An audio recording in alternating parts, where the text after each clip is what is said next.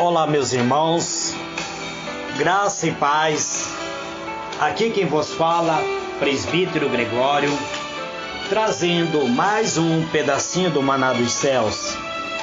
Amados e diletos irmãos, hoje eu quero vos falar acerca da oração modelo que o Senhor Jesus traz para nós, a oração do Pai Nosso.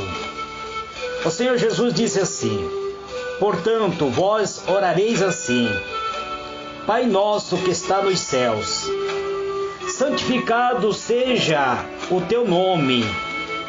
Venha o teu reino, seja feita a tua vontade, tanto na terra como nos céus. O pão nosso de cada dia dá-nos hoje.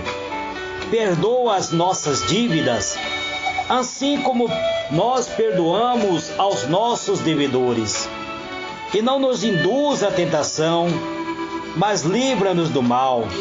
Porque teu é o reino, é o poder e a glória para sempre. Amém. O versículo seguinte diz: porque se perdoardes aos homens as suas ofensas, também o vosso Pai Celestial vos perdoará a vós. Se, porém, não perdoardes aos homens a sua ofensa, também o vosso Pai não vos perdoará as vossas ofensas. Eterno e soberano Deus,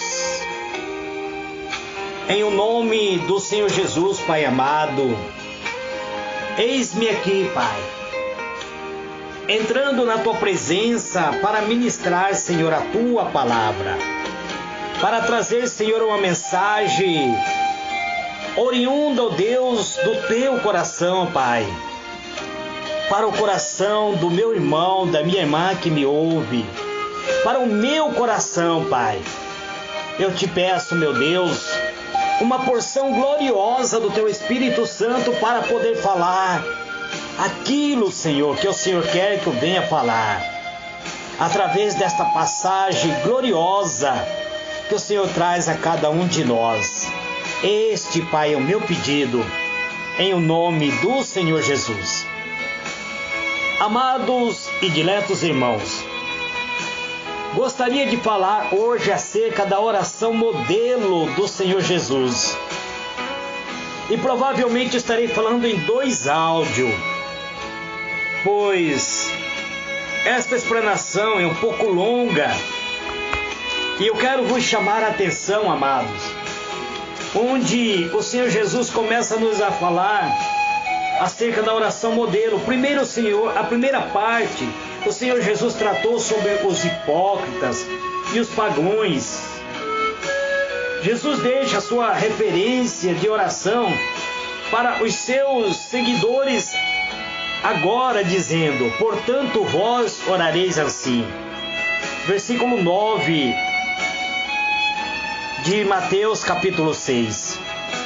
Isso não quer dizer que devemos repetir essas palavras literalmente, mas sim que esse é o modelo, como devemos orar. É preciso ter em mente o que Jesus disse, assim ou desta forma, ou isto ou como. A oração do Pai Nosso é realmente o modelo a ser seguido, pois ele serve como um parâmetro para as nossas orações.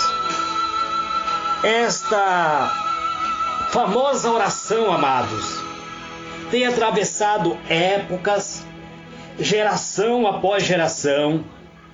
Os cristãos continuam perpetuando o legado deixado pelo Senhor Jesus, pelo nosso Mestre amado.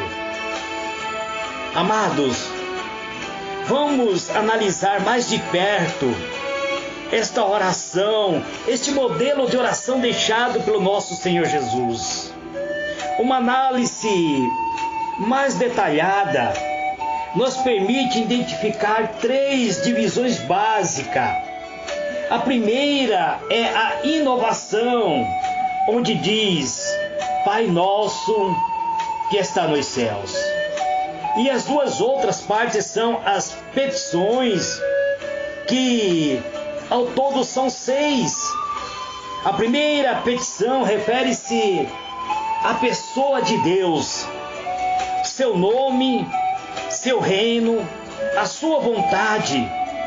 E as 3 últimas dizem respeito às necessidades humanas, o pão de cada dia, o perdão dos pecados e a proteção contra o maligno.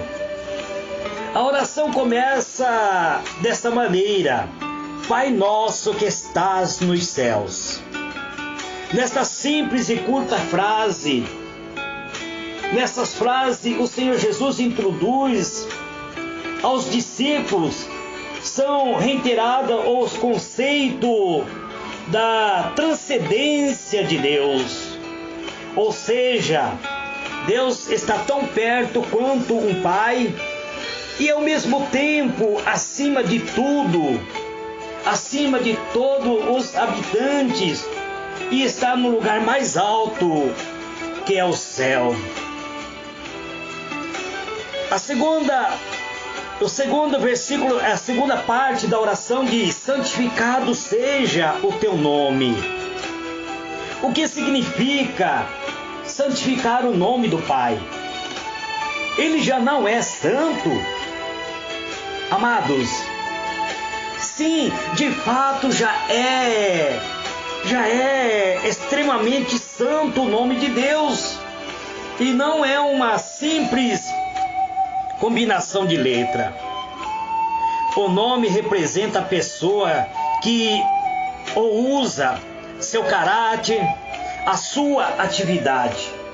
Portanto, o nome de Deus é o próprio Deus, como Ele é em si mesmo e tem se revelado a nós em todas as suas obras. Seu nome já é santo, porque é separado e exaltado acima de qualquer outro nome. Mas nós oramos pedindo para que Ele seja santificado. Isto está certo. Foi o Senhor Jesus que nos ensinou desta maneira, tratando como santo, porque desejamos ardentemente que a devida honra lhe seja dado. Isto é aquele cujo nome representa em nossa própria vida, na igreja e no mundo. Infelizmente, amados, o nome de Deus, que implica na própria pessoa de Deus, ainda não está sendo honrado por todos. Muitos não fazem caso do nome do Senhor. Muitos não têm feito caso do Senhor de toda a terra, do Senhor Criador de toda a terra, do Senhor Criador de todo o universo.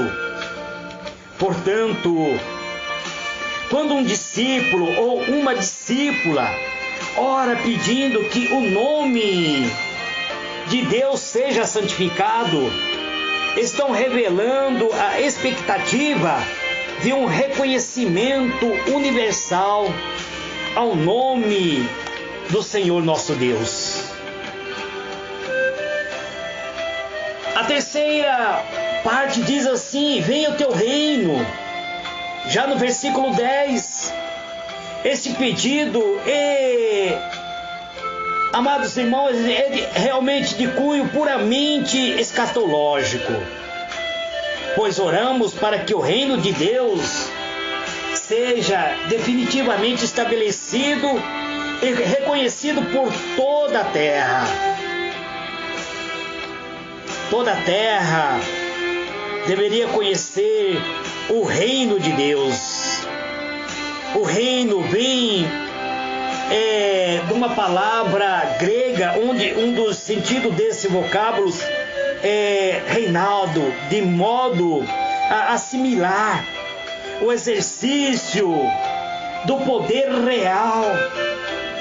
Nesse sentido, o reino de Deus foi inaugurado pelo próprio Rei Jesus, pelo Messias, pelo Rei dos Reis e Senhor dos Senhores. Basta conferirmos livros de Lucas, capítulo 10, versículo 9, até o versículo 11, ou até mesmo um livro de Mateus, capítulo 4, verso 17. Desde o princípio, Deus reina em soberania, amado. Desde o princípio, Deus, Ele é soberano. Ele é absolutamente soberano sobre toda a natureza e sobre toda a história.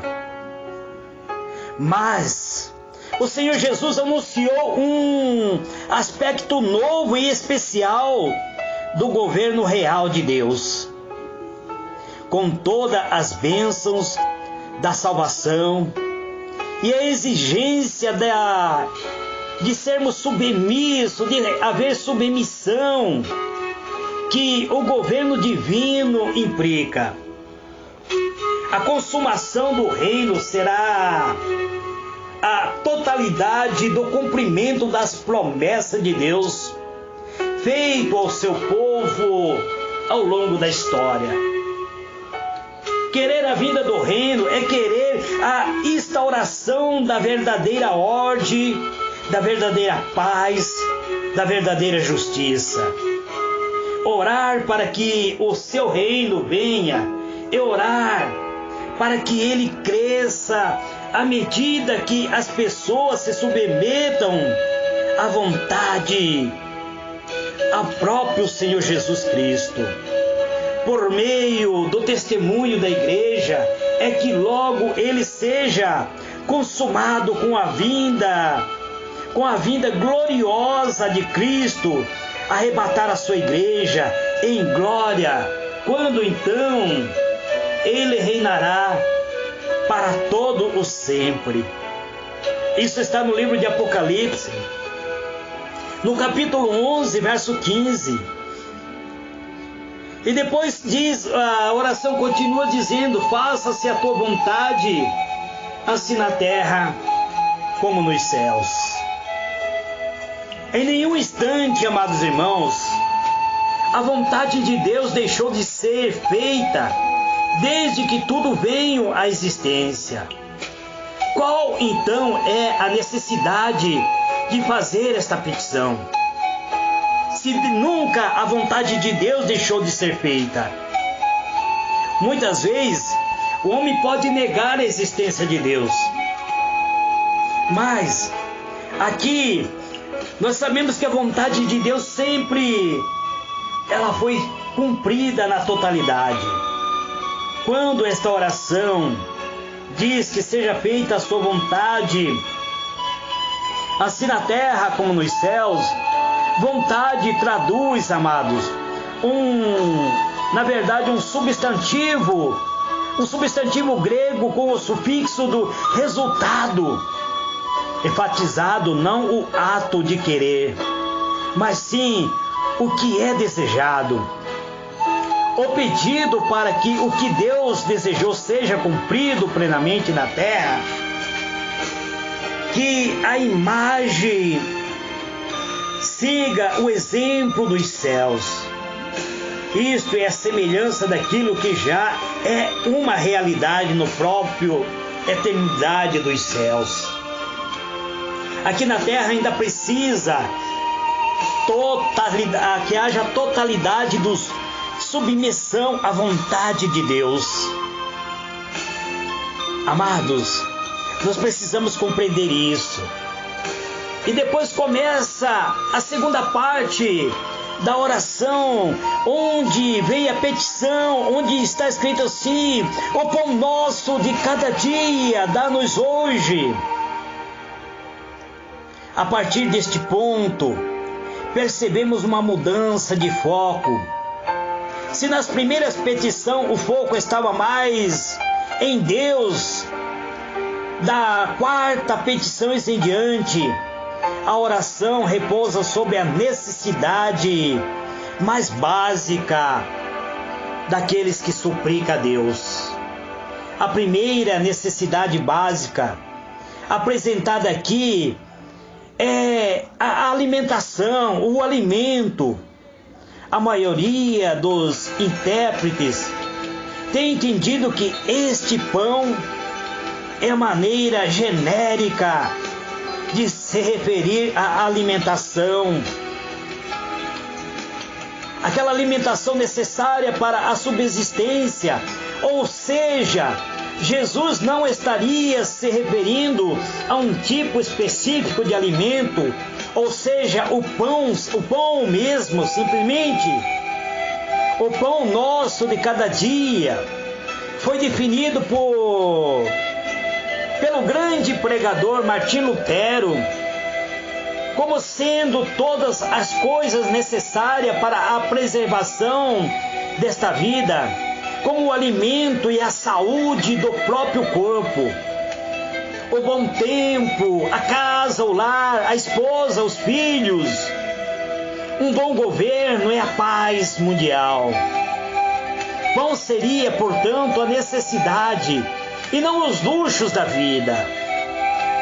A frase de cada dia tenta traduzir um raro adjetivo grego que aparentemente ocorre apenas na oração modelo de Cristo. No versículo 11 do capítulo 6 de Mateus, em Lucas capítulo 11, verso 3, sendo que o seu significado é incerto, as opiniões quanto ao seu significado varia entre o diário ou o necessário para a existência, o dia seguinte. O problema é qual é a necessidade de se colocar um advérbio temporal, onde significa hoje na mesma sentença. Isto é porque pedir pelo pão diário, ou seja, o pão de hoje, se ele já é diário. Entretanto, amado, a definição provavelmente é a melhor, seja aquele que se aplica como sendo a porção que é necessário para um único dia. Naquela época que Jesus estava trazendo esse sermão, os trabalhadores eram frequentemente pagos sempre por dia de trabalho e, portanto, preocupava-se primeiramente em satisfazer a necessidade diária da alimentação dos seus familiares. Aí o Senhor Jesus prossegue a oração dizendo: perdoa as nossas dívidas, assim como nós perdoamos aos nossos devedores. Esta oração, amado, modelo que Jesus nos traz, ele nos mostra, ele inclui inclusive um pedido de perdão. A palavra aqui, amados, também pode ser sentida como pedido perdão do nosso próprio pecado, como fica claro no versículo 14.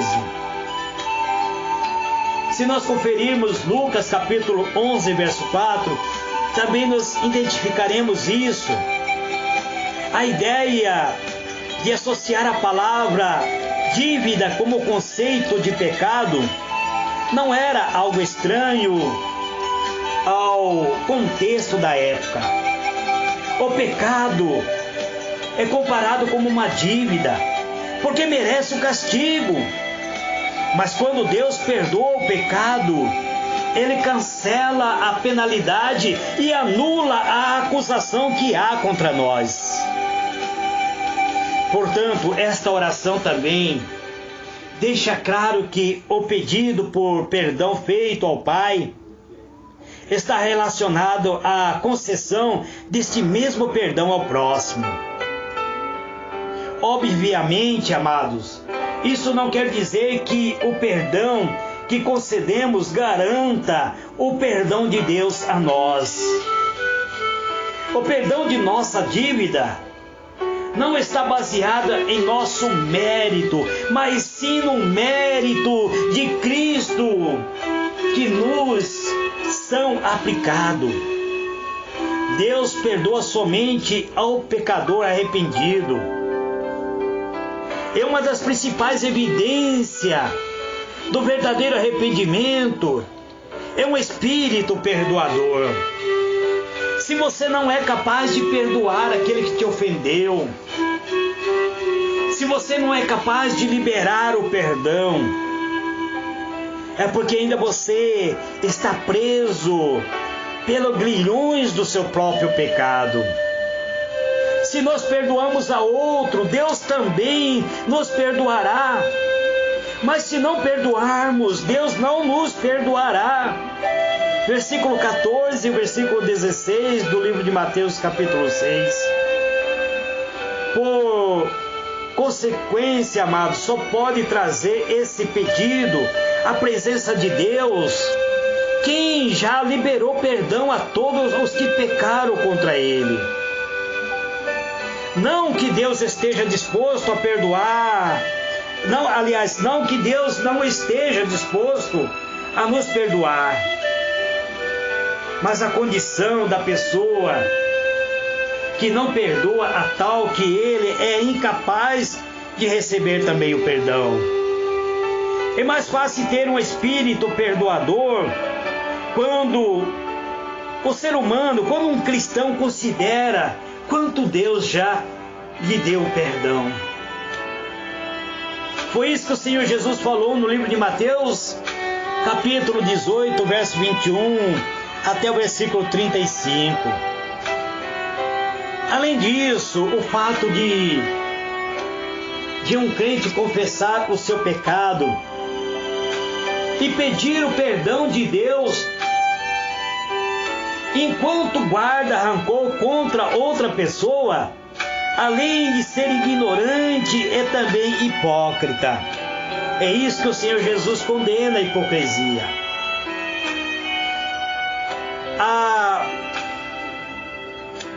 A passagem aqui desta oração modelo continua dizendo: e não nos deixe cair em tentação, mas livra-nos do mal.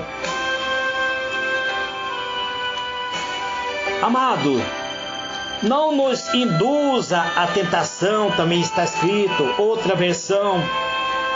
Esse pedido apresenta um problema, pois Deus a ninguém tenta. Foi isso que o escritor do livro de Tiago escreveu no capítulo 1, verso 13. Diz: quando vocês são tentados, não diga que vocês estão tentados por Deus. Então, quando diz não nos induza à tentação, dá a impressão de que Deus é que está nos induzindo. Por isso que eu gosto mais da versão que diz: e não nos deixe cair em tentação. Então, por que orar para que Deus não faça aquilo que é incapaz de fazer? A mesma palavra, amado, pode traduzir como teste ou prova. No entanto, se Deus não nos testa para nos dar a oportunidade de provar a nossa fidelidade a Ele, por que orar para ser poupado das provas que visam ao nosso próprio benefício? A melhor resposta parece ser que devemos pedir para sermos poupados daquelas provações que poderíamos facilmente ser usados por Satanás para incitar-nos ao pecado. É um reconhecimento, amados, um reconhecimento humilde de que nós somos fracos, propenso a cair quando somos colocados sob provas em determinada circunstância. Isso faz sentido quando compreendemos a segunda metade da petição: nos livra-nos do mal. Mal traduz a palavra grega que diz assim, peneros, que pode ser tanto masculina quanto neutra. Isto é, tanto pode indicar o mal em si mesmo, em si, como o maligno, que é conhecido como Satanás. Esse é provavelmente a maneira como deveríamos entender esse pedido, pois Satanás pode se transformar muitas vezes até em um anjo semelhante ao anjo de luz. Pode transformar uma prova em tentação. Foi isso que ele fez quando tentou Jesus. Ele procurou mostrar que ele era bom para Jesus. E se Jesus se humilhasse perante ele, ele poderia dar tudo que Jesus quisesse. E muitas pessoas não compreendem muitas vezes que aquilo que parece ser bom, muitas vezes pode ser uma tentativa do inimigo te afastar de Deus. Assim devemos orar, amados, pedindo a Deus que nos dê a força necessária para que as provações, para que possamos superar as provações da vida e não se torne para nós a ocasião de nós separarmos espiritualmente de Deus. A oração modelo termina com clamando, pedindo que Deus realize a sua promessa, dizendo sobre o reino, sobre o poder, sobre a glória para sempre. Essa declaração magnífica faz o eco ao louvor do rei Davi, na presença de toda a congregação de Israel, onde nós estudamos a palavra de Deus, encontramos no livro de 1 Crônicas, capítulo 29, verso 11 e 13. E o encerramento desta oração modelo vem com um amém reverente, demonstrado a nossa convicção de que o nosso Pai Celestial atenderá a nossa necessidade. Amados e diletos irmãos, este é o pedacinho do maná dos céus que eu trago nesse dia de hoje. Amanhã eu estarei falando sobre a prática do jejum. Estarei tentando concluir esta primeira etapa do capítulo 6. Eterno e soberano Deus, em o nome do Senhor Jesus, Pai amado, exalto o teu nome e glorifico a Ti, pela Tua benignidade, pela Tua justiça, por tudo que o Senhor tem nos dado, Pai, pela Tua grande misericórdia de ouvir a nossa voz, ouvir a nossa prece. Eu oro, meu Deus, agradecido a Ti, sabendo, Senhor, que o Senhor nos ensina através do Teu Espírito Santo, por meio da Sagrada Escritura, Pai. E é por isso que eu medito dia após dia, analiso a Tua Palavra, para poder, Senhor, transmitir uma mensagem oriunda do Teu coração. Eu sei, Senhor, que o Senhor ministra primeiro dentro do meu coração, para que assim eu possa ministrar ao meu irmão, à minha irmã, Pai. Então receba a minha adoração, receba o meu louvor, receba a minha gratidão, Pai, em o nome do Senhor Jesus. Amém e amém. Que Deus abençoe a todos, que Deus conceda graça e paz a todos. Quero mandar o meu abraço para a nossa irmã missionária Ofélia, que mora na Espanha. Que Deus abençoe a ti, minha amada. Amém.